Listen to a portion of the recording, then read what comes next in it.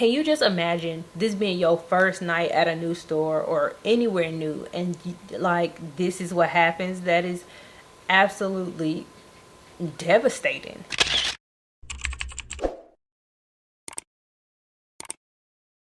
Hey y'all, welcome and/or welcome back to my channel. My name is Janae, if you didn't know, and today's video is another true crime episode. So if you're ready, let's go. All right, y'all. So first things first, let's get into these nails right quick. If they focus, you know, last week they did me good.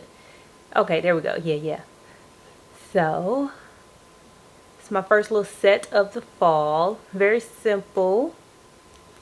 Something real quick, something real easy, nothing major. So real quick before we get into today's case, I am about to try to do something that I've already done before, but I didn't tell y'all that I was doing it.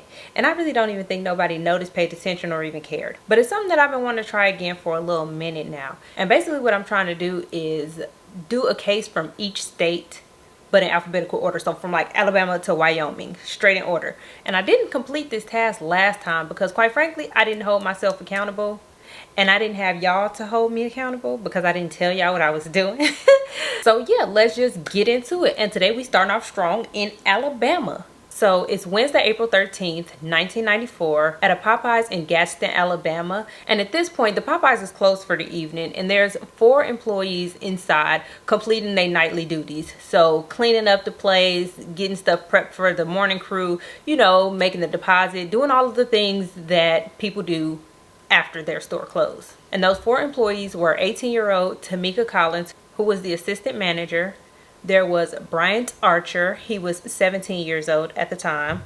There was Nathaniel Baker, who was also 17. And there was a young lady named Angela Nelson. I don't know how old she was. She was probably between the ages of 16 and 18, if I'm just guessing. So while they're performing their post-closing duties, they also playing around, laughing, having a good old time, probably doing some stuff that they really didn't have no business doing. You know, just being teenagers at a job after it's closed, and you really don't have to be as serious as you have to be or should be while the business is open. And on this particular night, Angela can remember telling Tamika how much fun she had working with her and how much she just loved her and loved working with her. And the rest of the night goes pretty smoothly. They finish closing up and everybody heads home. Now, like I said, this is a Wednesday night and the weekend is coming up. And this particular weekend, Angela was scheduled to work. However, it was also her prom weekend. And so she didn't want to work. Well, obviously she wanted to go to prom. So she didn't want to work that weekend. And so she decided to switch with another employee. Now, I don't know which employee it is that she switched with, but she ended up switching with an employee. So 2 days go by and it is now Friday, April 15th. And remember I told y'all Angela was supposed to work that night, but she switched with one of the employees. So the people who ended up working on Friday the 15th were Bryant Archer, Tamika Collins, Nathaniel Baker, and their 23-year-old general manager, Daryl Collier. And this was the closing crew for the 15th. And just like on the 13th, this closing crew is doing the same thing. They closed they've closed the store already, and now they're doing their nightly duties, getting everything inside prepared for the morning shift. So Bryant and Nathaniel were on trash duty this night, and at around 11:30 p.m. Daryl opens up the back door so that they can take the trash out, because you know they gotta lock the doors and stuff, right? But Daryl unlocks the back door so that Bryant and Nathaniel can take the trash to the dumpsters that are in the back of the Popeyes. Now, I think, if I'm not mistaken, Nathaniel had gone out before Bryant, and as Bryant is walking towards the back door to take the trash out, he sees Nathaniel being let in by 2 men who are wearing bandanas to cover their faces. Now, one of the men has a red gym bag and the other one has a gun. So it is clear at this point that somebody is coming to rob this Popeyes. So they already got Nathaniel, and they quickly grab up the other 3 employees, Bryant, Daryl, and Tamika. And they lead the 4 of them to the office where the safe is located, and they demand the money from the safe. Now, at this point, all of the employees are complying 100%. So without hesitation, the safe is opened up and the robbers are given the money. All of the money that was in the safe. It was $2,100 in total. And in complying and giving them what they came for, the fact that they couldn't see their faces and the fact that, you know, like I said, they was compliant, I'm pretty sure that all of these employees were hoping that, look, y'all got y'all money, be on y'all way. However, that's not what happened. So after the robbers got the money from the safe, they ushered the 4 employees into the large walk-in freezer and closed the door behind them. Now, obviously, this isn't the most ideal situation, but if this were where they was going to be for the rest of the night, I mean, hopefully, you know, they could jump around, you know, rub up against each other in order to create some friction, some body heat or something like that, and wait for the morning employees to come. But Bryant thought that this whole ordeal was over. He thought that they was there for the rest of the night.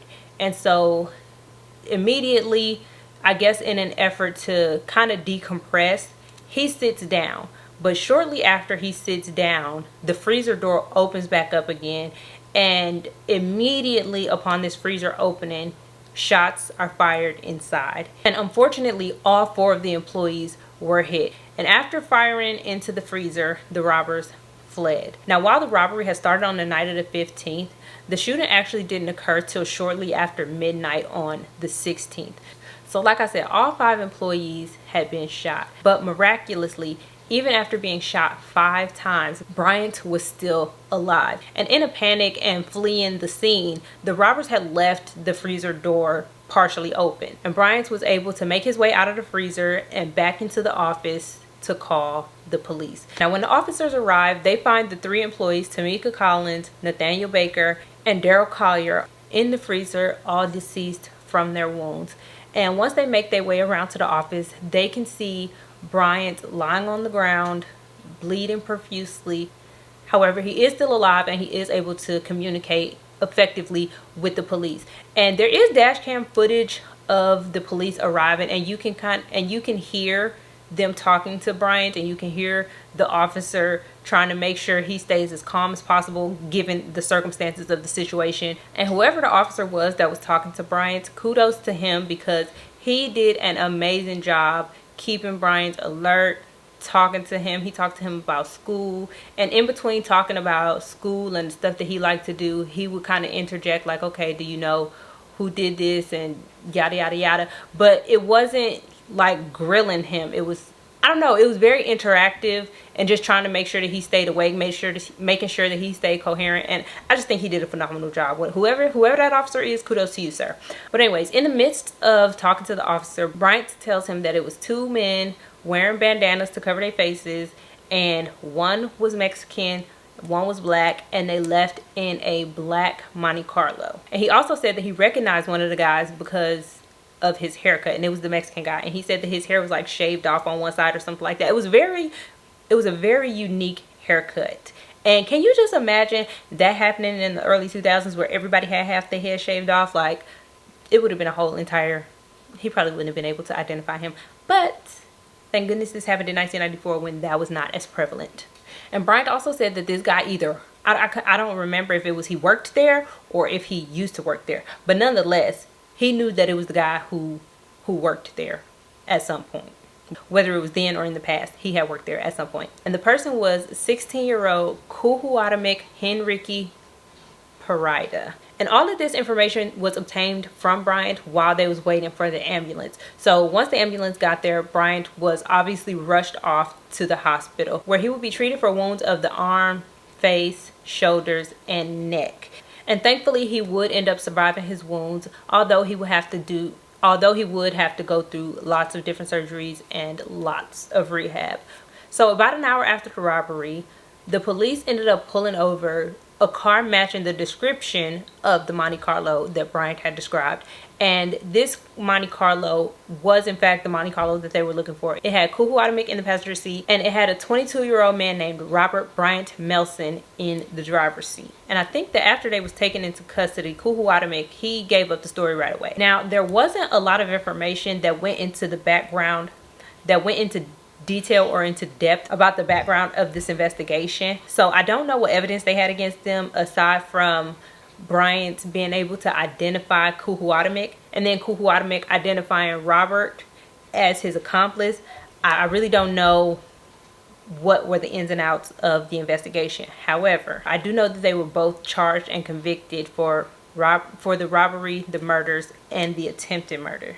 And Robert ended up being sentenced to death in 1996. And then Kuhuatamek, and it was probably based on his age that he didn't get the death penalty, but he was sentenced to life in prison. However, in 2001, while serving his life sentence, Kuhuatamek fatally stabbed another inmate. And because of this, he was swiftly transferred from Gen Pop to death row, where he remains to this day. Now, Robert Melson is no longer on death row because on June 8th of 2017, he was executed by lethal injection. Now, there wasn't a lot of information to be found about the victims in this case. However, when Bryant was asked about his co-workers, this is what he had to say. He said that him and Nathaniel went to high school together, and they had English, and they was both in the same English class. And he said they often disrupted the class and were sent out of the classroom. So basically, him and Nathaniel was class clowns in English, and they pretty much enjoyed getting kicked out because they probably didn't like that class that much. He said that Tamika Collins was always serious and strong and dedicated to her job. And he said that the general manager, Daryl Collier, was actually working his first shift at that Popeyes in Gadsden on the night that he was killed. He had transferred from another store, so he didn't really get to know him that well. But can you just imagine this being your first night at a new store or anywhere new, and like this is what happens? That is absolutely devastating. But yeah, that is all I have for today's case. Thank you all so very much for watching. Don't forget to like, comment, and subscribe, and I will see you back here in the next video when we are in, what's next, Alaska. Yeah, bye y'all. But it's something that I've been wanting to try again for a little minute now, and oh my god, there's gnats. No way. And I feel like the reason that I didn't tell, oh my gosh, did I get you, bitch? No. Oh girl, these eyelashes gonna fall off. I don't know how y'all wear eyelashes. I swear I don't. Oh my god. Anyway, droopy eye ass girl. There you go. Focused on that damn candle again. I am right here. Daryl unlocks the door. Is it Daryl? Yes. Into that big walk-in freezer that is located in all fast food restaurants. No, this gnat is killing me. Oh my goodness, that was a poor choice of words though. Yes, baby. Girl, what? I was watching TV too long. Girl, I'm almost done. I was watching TV too long. Girl, wait, you gotta pull your dress up before you come over here. They can't see your face. You so short. Wait, stop. You gotta keep your dress up. You're falling apart. We gotta get you a new one. You see? Hi. Is that all you wanted to do? No. Okay, so what else? My mom's so beautiful. I love her. She's so cute. I love you too. And you look just like me. You cute too. We a little bit look the same. Same face. Girl, I got on makeup. Wait. Same face. You're not gonna do it? Alright, go. Bryant, I can't say that name fast. And he recognized him as 16-year-old, what is this man's name? Kuhuatamek.